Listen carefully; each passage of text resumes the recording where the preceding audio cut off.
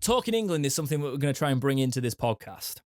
We're tagging it to this bit because we basically want to talk to you guys about England. Okay, so Talking England will be part of this podcast in the summer that we try out, and hopefully that's something that the English watchers or even just the neutral watchers of this podcast will like. So we wanted to talk about Gareth Southgate's 26-man England squad that is announced for the upcoming World Cup qualifiers, as obviously we're starting to get signs of who he might pick for the summer tournaments, and I think this is his last chance to look at some players.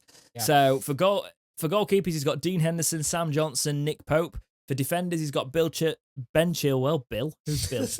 Connor Cody, Eric Dyer, Reece James, Harry Maguire, Tyrone Mings, Luke Shaw, John Stones, Kieran Trippier, and Kyle Walker. Midfielders, Jude Bellingham, which is quite a call-up. Phil Foden, Jesse Lingard returns.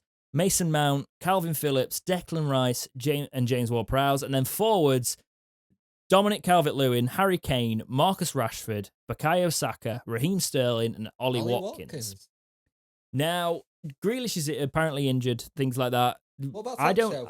He's the one that I see sat on it. Sancho's injured as well.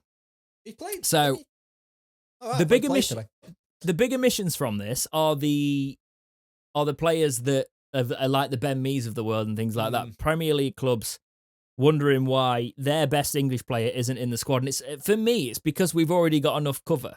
Yeah. The interesting thing for me is if Grealish is injured, I want to see him in this side because Southgate in the past for me has underutilised him. So this 26-man squad doesn't mean too much to me.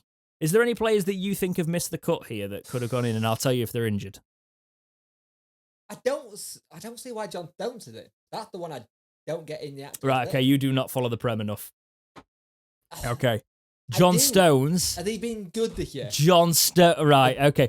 When we do the Talking England podcast, I'm going to make sure Jake is on form with this. I have just thrown him on it today, just for the record. John Stones, I watch the Premier League constantly. I watch a lot of it, but I don't get a chance to watch it as much as I used to. He is arguably, at the minute, on current form, the best English defender we have got. Fair enough. Centre-back we have got.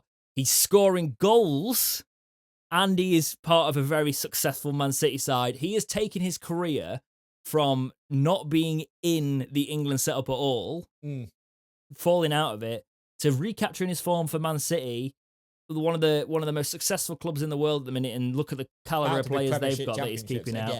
Yeah, Premier League. Then, there you go. Yeah. And then you've got him scoring goals on top of that, coming back into this side.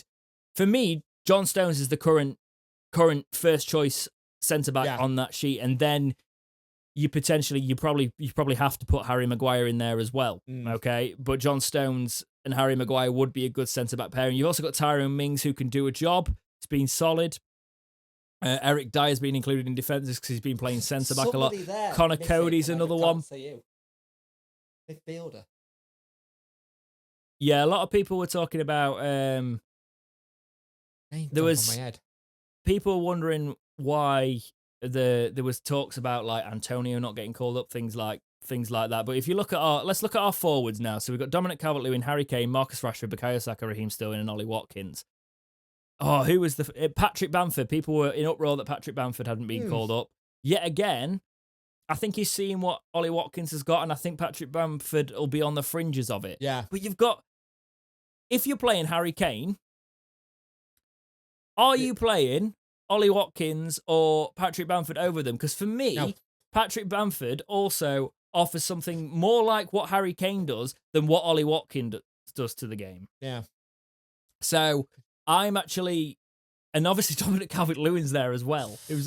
And I think Bamford will get his England. Hopefully, he'll get his England time in because he's doing well at that league side. I think he'll come in to it. He'll be in the squad for the tournament. For me, I think they've picked the right forwards. Yeah. I think Southgate's done it there. There's obviously some questions around Southgate of will he be able to actually test his mettle properly at this tournament? It's a big one. The midfielders, there's a big call up for Jude Bellingham there. I don't know enough about Jude Bellingham, so I'm really interested to see him on an international stage. I know he's been ripping it up in Germany, and he has been doing well. He's got a good number of assists, and he's looking very good. So I just wonder if it's one of those ones where he's doing well there, the doubt of what he's doing, and gone, you know what, let's give you a chance. Yeah, well, he's obviously been in the young, the youth setup as well Yes. for England. Phil Foden is one that's been in the youth setup and is now. If yet again, you said you've not seen much of Man City. Man City's Phil Foden is becoming the player we thought he might become. It's nice to see that Phil Foden is finally getting this recognition, though, because he's been needing it for a while. He scored a goal the other week. I forgot who it was against, but you'll know the goal if you've been watching that match. And it's just like the power and precision on it, and the way he beats the fact that he's English is a great sign because we don't have many English players like Phil Foden at the minute. Lingard's got a recall on form. Yeah, because he had been superb for West Ham. He's been really on it. The one thing I want to the reason I included this is because it's just us talking about this, and you've probably heard people talking about it, is because people have been saying and giving Gareth Southgate stick for not including people on form. Right, the managers in the past, they've gone, why don't you pick players on form? Why do you always pick Wayne Rooney? Because it's Wayne Rooney, you know? Yeah. And you could say this for Harry Kane, but Harry Kane's actually been one of the only informed players in that Tottenham squad when they've been going through bad spells. He makes things happen.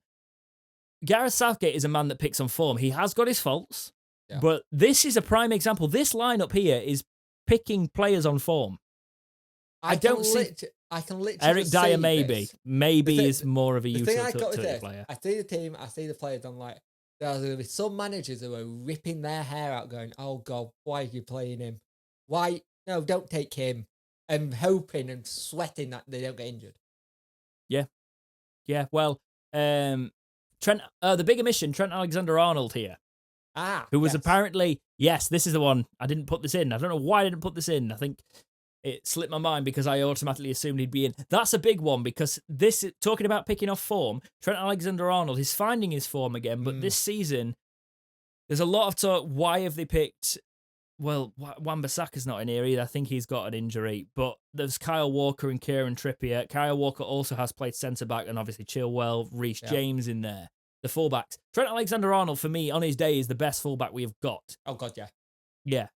But that Liverpool side are struggling at the minute, so I think it's also going to be a case of he's best to stay at Liverpool, come back for the tournament, get his form back. I think he's going to be in there, and I think he's going to be involved. I think people are making a big deal of it, and I understand that, but let's see what the other guys can do. If Gareth Southgate's always going to say he's going to pick on form, then he's got to pick on form. He's got to do it, yeah.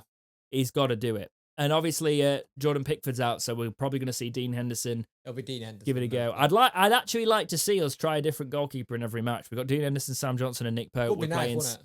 Well, we're playing San Marino, Albania, and Poland. So play Sam Johnson in San Marino, play Nick Pope in Albania, and play Dean Henderson in Poland. Yeah.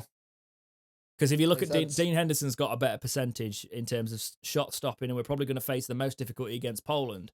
So let's see how that works out. We just thought we'd mention this. This is going to obviously be a breakout when we break the podcast over summer. We'll probably make a Talking England focus one. We'll see how we want to do that. Hopefully you guys like that sort of thing. Jake's going to make sure he's up to date on all of it. He will be then. I just sprung this on him at the last minute because the England squad was announced in the week. And we're going into an international break, and there's not going to be too much to talk about. And I will say this now, if we do any England kind of like games and stuff, expect a hell of a lot of pronouncements wrong by me. Yep, exactly. And also expect us probably, if it's a summer of football, there's a chance I'm going to be merry through everything we do. Because when the summer comes out, it's that time. So, yeah.